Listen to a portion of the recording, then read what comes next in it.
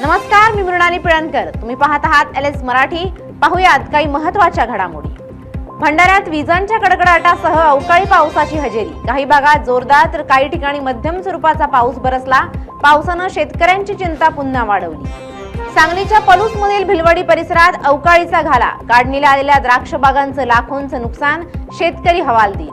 हिंगोलीत अवकाळी गारपीट. साखरा परिसरात शेतीचं मोठं नुकसान. शेतकरी संकटात. गारपिटीमुळे हळद पिकांचं अतोनात नुकसान. शेतकऱ्यांची तात्काळ पंचनामा करून भरपाई देण्याची मागणी.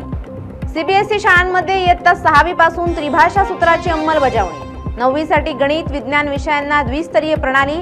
या वर्षापासूनच निर्णय लागू. टोल प्लाझावर आता कॅशला नो एंट्री. 10 एप्रिल पासून व्यवहार पूर्णपणे डिजिटल होणार. मध्य रेल्वेवर आज उद्या खोळंबा. प्रभादेवी पुलासाठी CSMT दादर सेवा खंडित. प्लॅटफॉर्म विस्तारासाठी 10 तासांचा ब्लॉक. विकासकांनो, प्रदूषण कराल तर कॅमेऱ्यात टिपले जाल. पालिकेच्या पथकाची बॉडी कॅमेऱ्यांच्या मदतीने बांधकाम स्थळांवर नजर.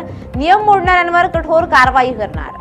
जळगावात धाडसी ATM चोरी. 7 लाखांची रोकड लंपास. अवघ्या 6 मिनिटात ATM मशीन उखडलं. घटना CCTV कॅमेऱ्यात कैद.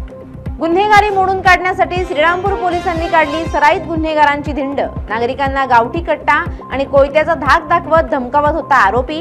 गावठी कट्टा आणि 2 जिवंत काडतुसासह पोलिसांनी ठोकल्या आरोपीला बेड्या. भारताचा शेजारी पाकिस्तानमध्ये इंधन दरवाढीचा मोठा भडका. महागाईनं सामान्य जनतेचं कंबरडं मोडलं. पेट्रोल 43 तर डिझेल 55% महागलं. बजेटमध्येही 100 अब्ज रुपयांची कपात. या होत्या आताच्या घडीच्या काही महत्त्वाच्या बातम्या. अशाच महत्त्वाच्या बातम्यांसाठी पाहत रहा LS मराठी.